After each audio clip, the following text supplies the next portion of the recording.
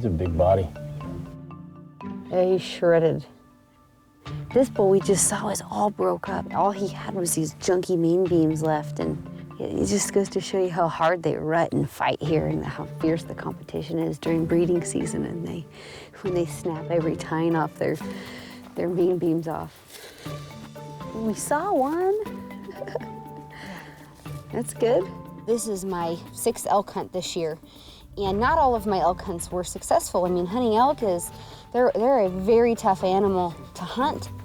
This week on Swarovski Optic Quest, I was really excited to finally get some time with Kristy Titus out in the field, and she's really become one of the brand ambassadors for Swarovski Optic.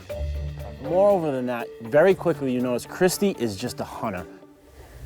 This is me being a bull elk right now, and I'm just connecting with the elk. It doesn't take very long to see her enthusiasm about getting out here and chasing these elk. And not the one on top. The one with 4 legs? I'm getting really confused. Kristy Titus came into hunting on the back of a mule on one of her father's pack strings as they pushed into the wilderness of central Oregon on the trail of elk and other big game. It's this lifetime of experience that led her into a career as a professional hunter, while also finding time to become a competitive bodybuilder. While hunting around the world, her heart keeps coming back to elk, like the trophy Rocky Mountain elk she is hunting here in California's Tehachapi Mountains. This is an extremely late post-rut hunt. You go out without expectation. You don't know what you're gonna see. This looks like great elk country. it really does. Just looks like an area they'd come down and kind of spend the rut in. I can't believe we're this close to LA. It's crazy. Tejon Ranch, over 250,000 acres of wild lands just north of Los Angeles, has some of the finest Rocky Mountain elk hunting in North America. One of the really amazing things about the Tejon Ranch is you're only an hour outside of LAX. And, you know, over the years on Swarovski Optic Quest, you've seen us go to some pretty remote locations. And, you know, a lot of times to get some really good hunts, you have to go to those remote locations. But this, the scenery, the mountains, the weather, the animals, the game, everything about it is just an amazing, amazing experience. Making up the single largest piece of private property in California, Tejon Ranch is home to elk, deer, antelope, wild pigs, and black bear, and depends on an active hunting management program along with careful ranching practices to keep this game in balance. The Tejon Ranch is a real unique piece of property. It's made up of 270,000 acres, which is roughly 422 square miles. The elk have been so successful here because we have a culmination of factors that have allowed them to survive and to do as well as they do. Top right. Wow. Nice. One of the first things I always do at any hunt, no matter if you travel the long distances or even just driving a couple hours, I always want to shoot the guns. Perfect, Dean. One of the really great things this week is we brought a lot of different equipment. We're gonna see a lot of different landscapes, a lot of different terrain. We're more than likely gonna have to take some long shots. So we brought a lot of different binoculars, spotting scopes, and certainly the right rifles to be out here and hunting in these hills. Holy cow. You know, it didn't take us long to get us into some elk, and the first big one we saw that morning, he was bedded up on a hillside, and look at his front. I know, he's insane. What a pretty bull. Sitting down and getting your eyes on, you know, the bull of your dreams, one of the biggest bulls I've ever laid my eyes on, and knowing that I have an opportunity to hunt that bull, I can't describe how that feels. Holy cow. You knew right away this was a big elk. You could look at his frame and see everything, and you knew that it was one you definitely wanted to make sure that he had everything. And yeah, he's super wide. so after about an hour of watching this bull, we decided he was the one we were gonna try and get in on. So we made our way down the hill, and This is 583 to this lower part down here. Getting on these elk in this terrain, it is so big. It is very difficult to get on. one of the things that's very challenging this time of year is the leaves and the dryness of this country. It feels like you're walking on eggshells, and every single step you make makes a sound. And you know, on this morning, there was no wind, it was quiet, and these elk can hear and see a long ways off. So we crept down that ridge, and How far is that? 480.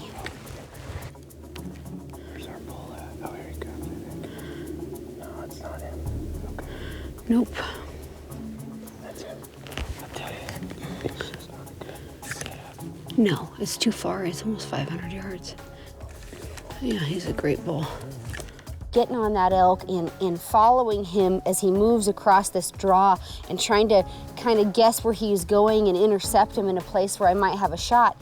But your heart is in your throat and you're just sitting there, you know, walking on a prayer. Yeah. My goodness. That's a beautiful bull. Wow. You know, a lot of hunting is doing what's best for the animal. And as much as I would love to have pressed the trigger off on that bull, it just wasn't the best thing for him. So, you know, yeah, I let him go. And he's literally in my crosshairs right now.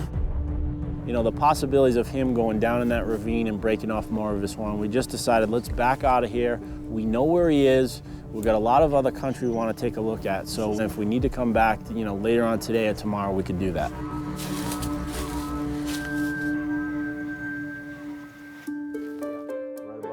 Throughout the day, we saw a lot of elk, and it wasn't until late in the evening we saw one really good group, and so we decided to move down the hill, and it just worked out really perfectly. As we were moving down this hill, they kind of fed up out of the bottom and right out in front of us. And I'm on him.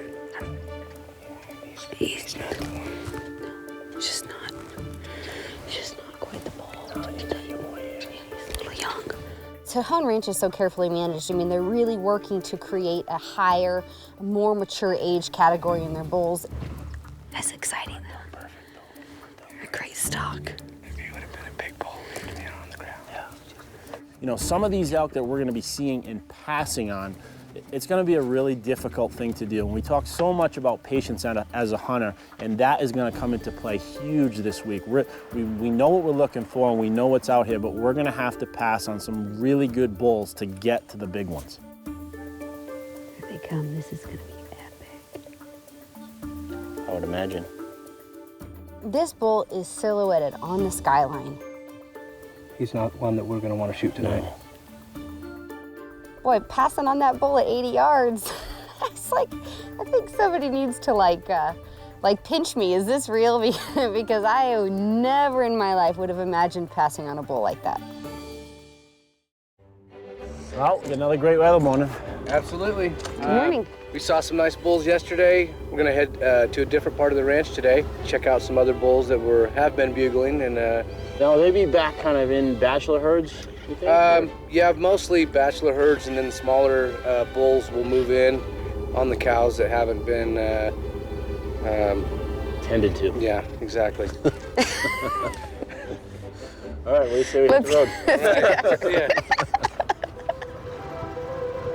We saw some really good elk the first day, and my inclination is, hey, let's just go right back there. But these guys are like, no, we've got a lot of country to cover, and you've been seeing a lot of good elk in this area. There's been a lot of elk in this area over the past 2 months. There's been a lot of rutting, a lot of fighting going on. So let's try to find something that's not broken. Oh, there we go. We got some right up in here. We got some elk right up in here right now. You get here and you know really, really quickly you do not want to spend time, effort, and energy walking these hills if you don't have to. And he's a young bull. You know, they've been fighting and rutting for the last several months. So, you know, we not only need to find a really good bull, we need to find one that doesn't have broken points. And, you know, looking at these big bulls at a half a mile or 3/4 of a mile away and trying to find out if they're missing 3 or 4 inches on one of their tines, it's a difficult thing to do, but you definitely want to make sure, and that's why the binoculars and the spotting scopes really are just a huge part of this hunt. He thinks he's all that. And the bag of chips. And a bag of chips. Yeah. Oh, yeah. All right, Dean. Well, we can see, you know, he's a mile away right now, and we can see that he's not a bull that we want to shoot.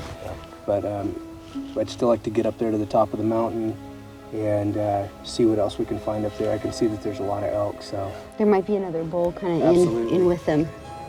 It's hard not to doubt yourself. It's hard not to second guess, and you always have to, you know, have faith, and you can't kind of get a negative attitude like, oh, well, we should have just stayed in that other draw. You always have to be optimistic with elk hunting, because the thing with elk is they appear out of nowhere. There's an elk. There it is. It's standing right there out in the open. It's right above this. You see it? Going to the left, that's a bull. Yeah. He's definitely got the length on the main beams. A mature bull, yeah, he's definitely got some good length. We all kind of felt like he was a really good bull, so we decided to get a little bit closer and see what was going on. Here's the plan. We're gonna get over there, just get above the elk, and hopefully the wind changes and we can slip down on them. So we moved around the ridge and decided to kind of sneak down this one finger where we felt all these bulls and cows were kind of hanging out. And so we didn't go very far down this ridge, and it ended up there was a cow that was bedded up about 60 yards from us. See him right down. Yeah, yeah. What we're gonna do is we're gonna go down around this live oak, get around there, and try to catch up with that herd. Okay. And, you know, we just crept in super slow on these elk, like painfully slow. Come down here. There's about 6 or 7 cows. Let's get set up. Okay. So we went from a full-fledged stalk to literally being, you know, grounded in one spot and sitting down. And all we can do is hope that this bull walks out. Okay, there's elk all over here. So we got settled behind the rock, and it gave us really good cover, and we were all nice and comfortable, but that cow had gotten up, and again, it didn't look like she saw us. Oh yeah, he's got to be coming out somewhere. And all of a sudden, this bull steps out. I see him. You know, you see antlers coming through the trees, and you're set up. It's an unbelievable feeling. That's not the right one. No. And I got to look at this thing again and not press the trigger.